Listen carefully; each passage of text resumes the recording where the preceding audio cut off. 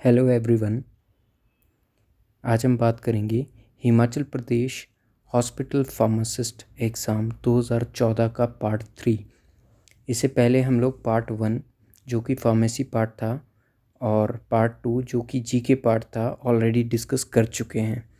ये पार्ट आपका थोड़ा सा लेंथी होगा क्योंकि इसमें 100 क्वेश्चंस है और मैंने कोशिश की है कि मैं आपको मैक्सिमम क्वेश्चंस की एक्सप्लेनेशंस भी इसमें कवर कर पाऊँ। तो स्टार्ट करते हैं। First question, the pharmacy act was passed in. So basically जो फार्मेसी एक्ट है वो पास हुआ था 1948 में। तो इसका करेक्ट आंसर है 1948। फार्मेसी एक्ट के बारे में थोड़ा सा जान लेते हैं। फार्मेसी एक्ट बेसिकली 1948 में 4 मार्च 1948 को ये अमल में लाया गया था और इसके बाद इस एक्ट में कुछ अमेंडमेंट्स रही थी। तो बेसिकली आपको ईयर्स याद रखने हैं। तो 1959 में पहली अमेंडमेंट हुई, 1976 में एक अमेंडमेंट हुई जो कि मेजर अमेंडमेंट रही और 1981 में अमेंडमेंट रही। तो 3 अमेंडमेंट्स रही। और इस एक्ट के बारे में अगर हम लोग बात करें तो इस एक्ट में 5 चैप्टर्स हैं, 5 चैप्टर्स हैं प्लस 46 सेक्शंस हैं। 5 चैप्टर्स प्लस 46 सेक्शन है। तो आपको कभी कभी इस तरह से भी क्वेश्चन आ सकता है, the pharmacy act was passed in year 1948 contains how many chapter and how many sections. तो it contains 5 chapters and 46 sections. Next question की बात करते हैं। Next question, the headquarter of pharmacy council of India is eight.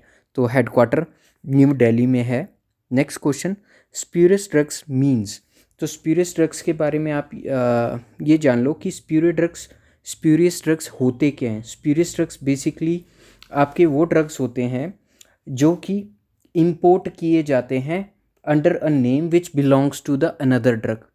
ठीक है, तो drug कुछ और है और किसी और के नाम से जब हम इंपोर्ट कर रहे हैं तो that is called as spurious drugs. इसके अलावा अगर कोई इमिटेटेड प्रोडक्ट है या इमिटेशंस हैं, सब्सटीट्यूट्स है या कुछ drugs which resembles to another drug, इस टाइप के प्रोडक्ट है, वो भी आपके क्या होते हैं, स्प्यूरियस ड्रग्स होते हैं। तो spurious drugs basically these are the imitations, substitutes and resembles other drug. Next question, crown thickness of tablet is measured by. तो बेसिकली जब भी हम लोग थिकनेस की बात करें और माइक्रो लेवल पर जब हम लोग बात करते हैं तो हम लोग बात करेंगे थिकनेस मेजरमेंट की using micrometer, vernier calliper and sliding calliper scale. तो इनकी हेल्प से हम लोग क्राउन थिकनेस मेज़र करते हैं टेबलेट की। Next question, separation of tablet into 2 और more distinct layer is called as. तो basically that is called as lamination. तो लेमिनेशन का मतलब क्या होता है, एक जो टेबलेट है, टेबलेट में जब इम्प्रॉपर हार्डनेस रहेगी या इम्प्रॉपर तरीके से हम लोग इसको बनाते हैं तो इट सेपरेट्स इनटू 2 और more layer, that is called as lamination. Next question, which parameter is most important during tablet coating. तो जब भी हम लोग कोटिंग की बात करेंगे तो यहाँ पर सबसे इम्पॉर्टेंट पैरामीटर क्या होता है, shape. Shape is very important factor. क्यों? क्योंकि जो हमारा कोटिंग सॉल्यूशन है that has to be spread over the tablet. तो शेप अगर टेबलेट का स्फेरिकल रहेगा तो coating will be easy, biconvex रहेगा coating will be easy, but अगर स्क्वायर शेप या ट्रायंगल शेप टेबलेट रहेगी तो कोटिंग में प्रॉब्लम आएगी। तो सबसे इम्पॉर्टेंट पैरामीटर कोटिंग के लिए क्या है, shape. Next, deficiency of dash causes. तो बेसिकली डेफिशिएंसी ऑफ, यहाँ पर जो ऑप्शंस रहे थे, deficiency of folic acid causes anaemia. तो बेसिकली अब आपका फोलिक एसिड क्या है, basically folic acid is vitamin B complex की एक विटामिन है, that is vitamin B 9, vitamin B9, ठीक है। और विटामिन बी को हम लोग B9 को हम फोलिक एसिड बोलते हैं और फोलेसिन भी बोलते हैं। और इसकी डेफिशिएंसी से बेसिकली कौन सा एनीमिया होता है? तो एनीमिया, सबसे पहले एनीमिया क्या है? Anaemia means lack of healthy RBCs in our body, ठीक है। तो हेल्दी आरबीसीज कम हो जाएंगे तो person will suffer from anaemia. तो एनीमिया को भी हम लोग डिफरेंट कैटेगरीज में क्लासीफाई करते हैं, जैसे आयरन डेफिशिएंसी एनीमिया, आयरन की कमी से, विटामिन डेफिशिएंसी एनीमिया, तो विटामिन की डेफिशिएंसी से सिकल सेल एनीमिया, इसके अलावा हीमोलाइटिक एनीमिया, ए प्लास्टिक एनीमिया, मेगेलोब्लास्टिक एनीमिया। तो basically deficiency of megaloblastic deficiency of folic acid causes megaloblastic anaemia. तो मेगेलोब्लास्टिक एनीमिया में बेसिकली क्या होता है, जो बोन मैरो है, bone marrow is responsible for the production of healthy RBCs. तो bone marrow क्या करता है, लार्ज नंबर ऑफ अनहेल्दी या एबनॉर्मल स्ट्रक्चर के आरबीसीज और इमेच्योर आरबीसीज डेवलप करने शुरू करता है, जिसकी वजह से person will suffer from megaloblastic anaemia. Next question, insulin is usually classified as. तो इंसुलिन बेसिकली हार्मोन है और ये बेसिकली आपका पेप्टाइड हार्मोन है और ये beta cells of pancreatic islets या आइलेट ऑफ लैंगरहैंस से रिलीज़ होता है। और इसके अलावा इंसुलिन का काम क्या है हमारी बॉडी में? तो बेसिकली जो भी हम लोग फूड खाते हैं, ठीक है, उसमें या कार्बोहाइड्रेट डेरिवेटिव्स हम लोग खाते हैं तो ग्लूकोज का लेवल हाई होता है। तो ब्लड में ग्लूकोज के लेवल को कंट्रोल करने के लिए इंसुलिन जो होता है बीटा सेल से रिलीज़ होता है, वो कैप्चर करता है और ग्लूकोज को as a glycogen, as a reserve food store करके रखता है। तो बेसिकली इसको हम लोग बोल सकते हैं इंसुलिन हमारा क्या करता है, ब्लड ग्लूकोज लेवल को कंट्रोल करके रखता है। और नॉर्मली अगर हम लोग ग्लूकोज लेवल की बात करें बॉडी में, तो ग्लूकोज लेवल 100 to 120 mg पर डेसीलीटर हमारी बॉडी में रहता है। और ग्लूकोज, जब हम लोग ग्लूकोज टेस्ट कराते हैं लैब में, तो ग्लूकोज हम लोग RBS करते हैं, RBS means random blood sugar, and FBS करते हैं जो कि कॉमन होते हैं, that is FBS stand for fasting blood sugar. तो फास्टिंग ब्लड शुगर FBS जो है हमारा, FBS जो है हमारा वो लेस देन 100 mg पर डेसीलीटर होना चाहिए। और जो RBS है हमारी बॉडी में वो हमारा लेस देन 140 mg पर डेसीलीटर होना चाहिए बॉडी में, ठीक है। अगर FBS हमारा इससे ज़्यादा है means person is in a risk of hyperglycaemia, और RBS अगर हमारा ज़्यादा है तो हाइपरग्लाइसीमिया के कंडीशन में पर्सन जा सकता है। और इसके अलावा 2 टेस्ट और होते हैं, that is oral glucose tolerance test, इसको हम लोग क्या बोलते हैं, OGTT। तो OGTT, oral glucose tolerance test. तो ओरल ग्लूकोज टॉलरेंस टेस्ट में बेसिकली क्या होता है, पहले जब पेशेंट आता है उसका ब्लड ग्लूकोज लेवल चेक किया जाता है, ठीक है। फिर उसके बाद उस पेशेंट को 75 ग्राम्स ऑफ ग्लूकोज दिया जाता है, ठीक है, 100 ml या 200 ml में डिज़ोल्व करके, जिसमें भी पेशेंट कन्वीनियंट हो तो वो दिया जाता है, वो पेशेंट उसको पी लेगा। और आफ्टर 2 hours, ठीक है, फिर से ब्लड ग्लूकोज लेवल चेक किया जाता है।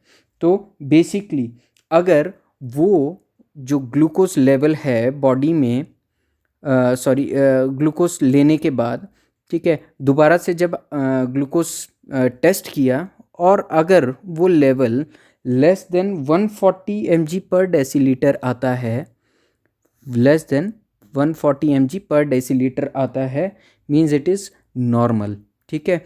तो मतलब जो हमारा और जो पर्सन है और अ पेशेंट, ठीक है, वो he is not suffering from hyperglycaemia, ठीक है। और अगर लेवल 140 mg पर डेसीलीटर टू 199 mg पर डेसीलीटर आता है, मींस उसकी बॉडी का जो टॉलरेंस लेवल है ग्लूकोज के अगेंस्ट थोड़ी सी इम्पेयर हो गई है, तो ही इज़ आप बोल सकते हैं कि वो स्विच करने जा रहा है हाइपरग्लाइसीमिया की तरफ को, उसकी बॉडी हाइपरग्लाइसीमिया की तरफ को स्विच करने वाली है।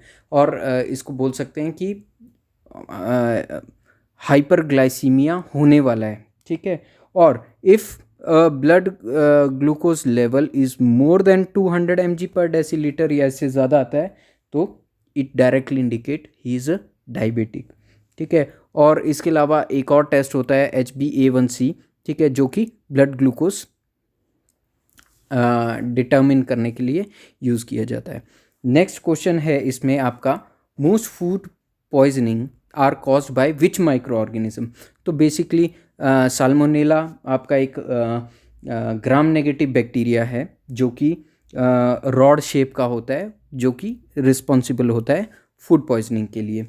अगला क्वेश्चन है, chloroform generally not recommended as a general anaesthetic agent due to, किसकी वजह से? Because of its hepatotoxicity and cardiotoxicity, ठीक है। तो इट इज़ हिपेटोटॉक्सिक, लीवर के लिए डेंजरस है, एंड कार्डियोटॉक्सिक, हार्ट के लिए डेंजरस है। नेक्स्ट क्वेश्चन, मिथेनॉल में कॉज, तो मिथेनॉल और इथेनॉल, ठीक है, इसके बारे में आपको याद रखना है। मोस्ट ऑफ द पर्सन, जो पर्सन क्या मतलब जो परमिटेड हमारी ड्रग्स रहती हैं या परमिटेड शराब रहती है, दैट इज अल्कोहल बेवरेजेस रहती हैं, वो रहती है आपकी इथेनॉल, ठीक है। तो इथेनॉल डेरिवेटिव्स कंजप्शन के लिए यूज़ किया जाता है रादर देन मिथेनॉल। ऐसा क्यों है? ठीक है, पहले तो इसका आंसर देख लेते हैं। तो मिथेनॉल कॉजेस ब्लाइंडनेस, ठीक है, तो ये विजुअल डिसफंक्शन मिथेनॉल कॉज करता है, ये हमें याद रखना है। तो इसमें आपको याद रखना है, इथेनॉल जब हम लोग कंज्यूम करते हैं, इथेनॉल, ठीक है, इथेनॉल हमारी बॉडी में एक एंजाइम होता है अल्कोहल डिहाइड्रोजिनेस, ठीक है, जो कि इथेनॉल को एसिटल्डिहाइड में कन्वर्ट करता है। और acetaldehyde in the presence of enzyme acetaldehyde dehydrogenase की प्रेजेंस में एसिटिक एसिड बनाता है, ठीक है। तो समझ में आया, ethanol in the presence of alcohol dehydrogenase acetaldehyde बनाएगा, और acetaldehyde in the presence of aldehyde dehydrogenase acetic acid बनाएगा। एंड एसिटिक एसिड जो है आपका फूड ग्रेड एसिड है, ठीक है, और जिसको हम लोग कॉमनली यूज़ भी करते हैं, ठीक है, चाइनीज़ फूड्स बनाने के लिए और विनेगर से ट्रीट करने के लिए। Acetic acid is nothing but a vinegar. तो विनेगर ईजिली हमारी बॉडी से एलिमिनेट हो जाता है। वेयर एज अगर हम लोग मिथेनॉल की बात करें तो सेम, मिथेनॉल जब हम लोग कंज्यूम करेंगे तो अल्कोहल डिहाइड्रोजिनेज मिथेनॉल से बनाएगा फॉर्मल्डिहाइड। और फॉर्मल्डिहाइड के बारे में हम लोग पढ़ चुके हैं कि वो हमारे लिए टॉक्सिक होता है as a general anaesthetic.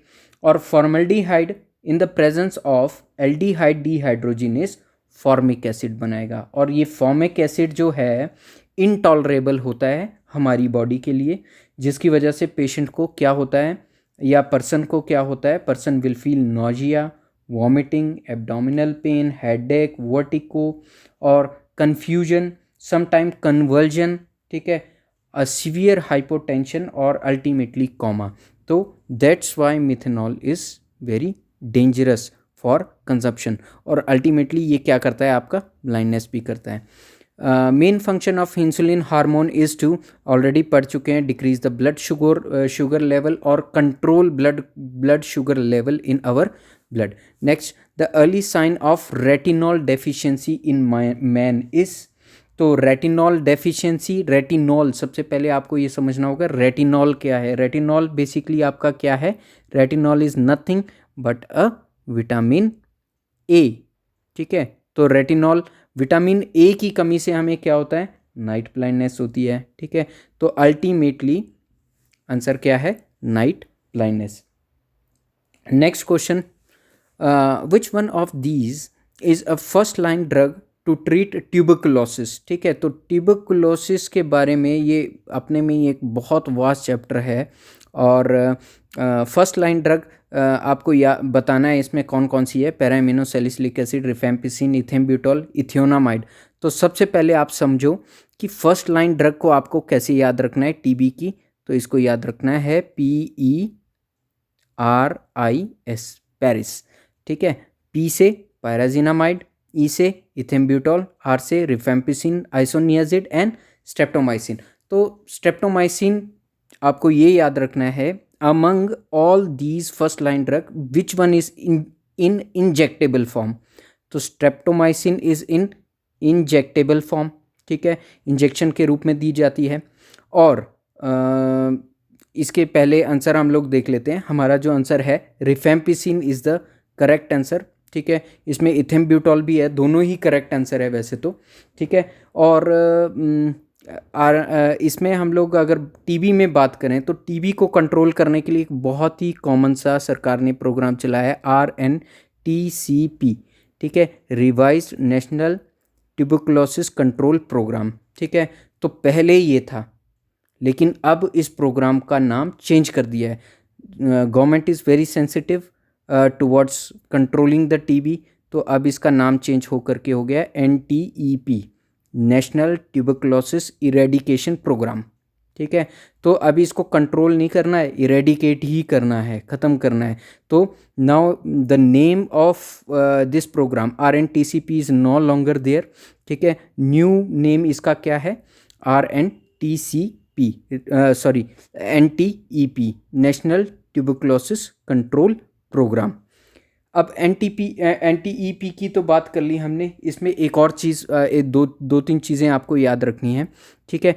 Indian government is sensitive towards controlling TB, ठीक है। तो इंडियन गवर्नमेंट ने कमिट किया है कि वो 2025 तक टीबी को कंट्रोल कर लेंगे, ठीक है। वेयर एज हिमाचल प्रदेश, हमारी स्टेट ने जो है वो ये कमिट किया है कि वो 2025 नहीं 2023 तक इस बीमारी को कंट्रोल कर लेंगे। और उसी के तहत RNTCP का नाम चेंज होकर के क्या हो गया अब, NTEP, national tuberculosis eradication programme. और दो तीन बातें इसमें याद रखनी है, ठीक है। तो जो ट्यूबरकुलोसिस किसी भी पेशेंट को जब फर्स्ट टाइम होता है, ठीक है, तो पेशेंट अंडरगॉन सम ट्रीटमेंट, ठीक है, कुछ ट्रीटमेंट चलता है, 6 महीने का ट्रीटमेंट चलता है, ठीक है, जिसमें फर्स्ट लाइन ड्रग्स दी जाती हैं, ठीक है। तो सबसे पहले जो फर्स्ट लाइन ड्रग्स दी जाती हैं वो दी जाती है टेबलेट फॉर्म में। तो मैंने बताया था streptomycin is given in injectable form. तो स्ट्रेप्टोमाइसिन को छोड़ करके जो 4 ड्रग्स हैं, ठीक है, 4 ड्रग कौन कौन सी है, आइसोनियाजिड, रिफेम्पिसिन, इथेम्ब्यूटॉल एंड पायराजिनामाइड, ये कॉम्बिनेशन में टेबलेट फॉर्म में दिया जाता है। तो इनिशियल जो इसमें ट्रीटमेंट चलता है वो चलता है FDC, fix dose combination, 3 FDC and 4 FDC, ये भी आपको याद रखना है, ठीक है। 3 FDC में बेसिकली आपका क्या होता है, 3 FDC में आपका होता है आइसोनियाजिड, रिफेम्पिसिन एंड इथेम्ब्यूटॉल, ठीक है। 3 FDC में क्या होता है, अब इसको हम लोग सिंबल से ही याद रखेंगे, ठीक है। आइसोनियाजिड पहले H, फिर रिफेम्पिसिन R, ठीक है, एंड इथेम्ब्यूटॉल E, ठीक है। तो आपको ये याद रखना है, आइसोनियाजिड को हम लोग डिनोट करते हैं H से। फिर इसके बाद 4 FDC कॉम्बिनेशन चलता है, कंप्लीटली इरेडिकेशन ऑफ TB, ठीक है, बैक्टीरिया इन आवर बॉडी, ठीक है। तो इसमें एक और पायराजिनामाइड को इंट्रोड्यूस किया जाता है। तो 3 FDC और 4 FDC इज़ नथिंग बट क्या है आपका, combination of drugs which are given in tablet form, ठीक है। इसके अलावा अगर फॉर एग्जांपल पेशेंट कॉम्प्लायंस नहीं रहा, इम्प्रॉपर मेडिकेशन रहा और पेशेंट रेजिस्टेंट हो गया, ठीक है, तो इसको हम लोग क्या बोलते हैं, ड्रग रेजिस्टेंट टीबी, ठीक है। तो सेकंड कंडीशन आ जाएगा drug resistant TB. Drug resistant TB में भी कंट्रोल नहीं हुआ तो अल्टीमेटली पेशेंट आपका कहाँ चला जाता है, मल्टी ड्रग रेजिस्टेंट टीबी, ठीक है, तो जिसको हम लोग बोलते हैं MDR टीबी, ठीक है। तो अभी रिसेंटली हमारी गवर्नमेंट ने इंडियन गवर्नमेंट ने 2 ड्रग्स इसमें और इंट्रोड्यूस की है जो कि MDR टीबी को कंट्रोल करने के लिए दी जाती हैं, ठीक है। तो वो उसका आपको नाम याद रख लेना है, बेडाक्विलिन, आप इसको लिख भी सकते हैं अपनी नोटबुक में, MDR टीबी के लिए BEDAQUILINE,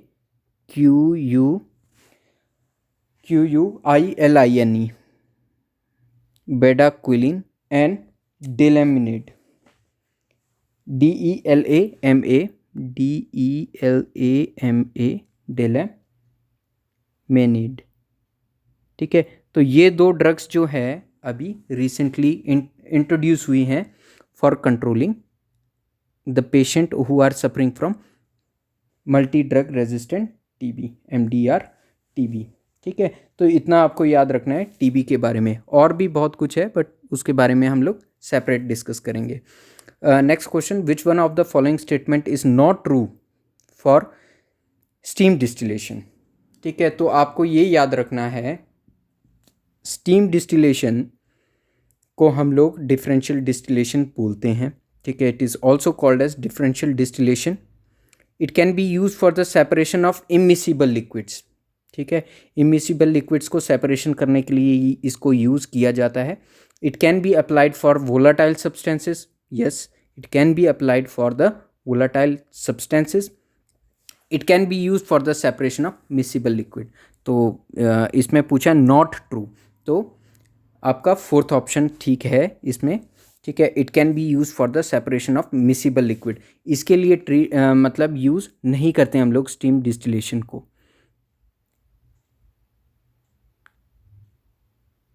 next question, Diels Alder reaction can be turn out in which of the following heterocyclic compound most readily. तो ये आपको एज इट इज़ याद रखना है, फ्यूरॉन, मेरी केमिस्ट्री वैसे भी वीक है। Next, an angiotensin 2 receptor blocker useful in the treatment of hypertension is, ठीक है। तो आपको ये इसको एस इनिबिटर से कंफ्यूज नहीं करना है, ठीक है। एस इनिबिटर्स बेसिकली आपके कौन से हैं, सारे Pril derivatives, captopril, lisinopril, एनेलाप्रिल, angiotensin converting enzyme inhibitor. यहाँ पर पूछ रहा है एंजियोटेंसिन 2 रिसेप्टर ब्लॉकर, तो जितने भी सार्टन्स हैं वो आपके क्या हैं, एंजियोटेंसिन 2 रिसेप्टर ब्लॉकर। तो आंसर है इसमें वेलसार्टन, टेलमीसार्टन, लोसार्टन, ठीक है। तो जितने भी सार्टन डेरिवेटिव्स हैं आपके एंजियोटेंसिन 2 रिसेप्टर ब्लॉकर्स हैं।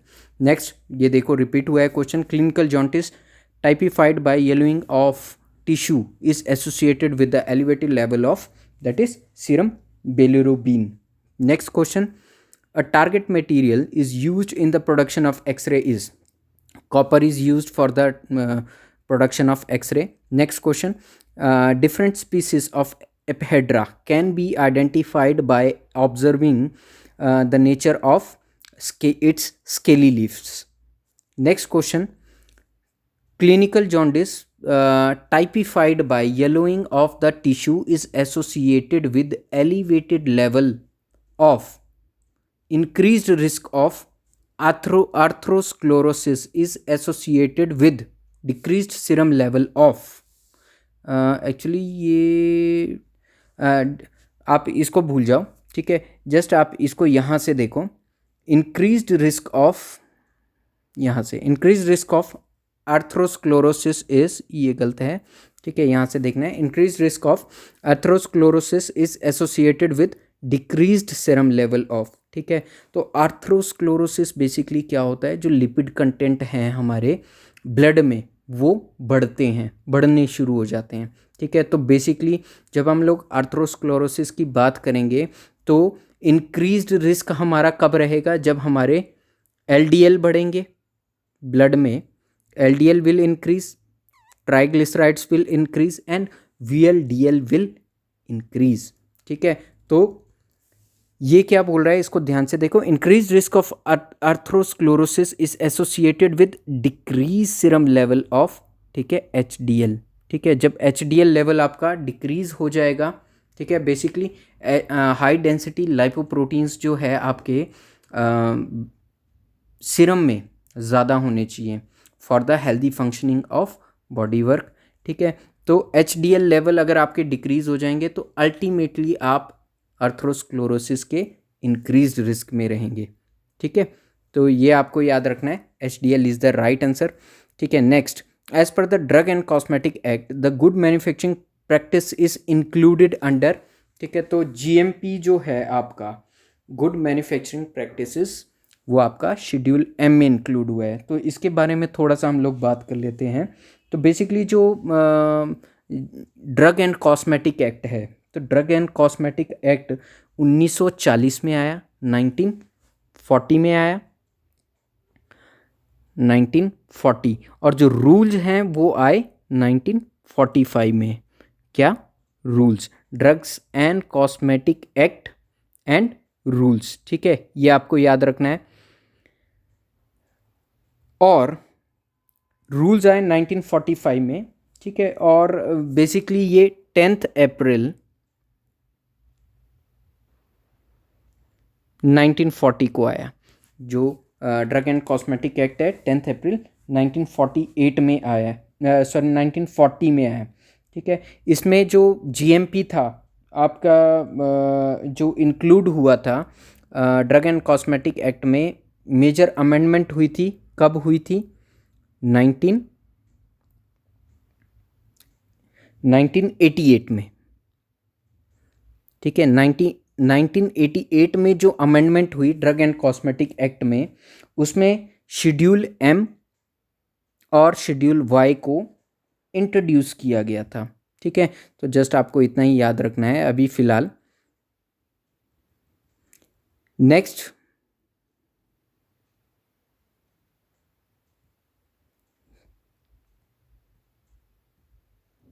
नेक्स्ट क्वेश्चन है आपका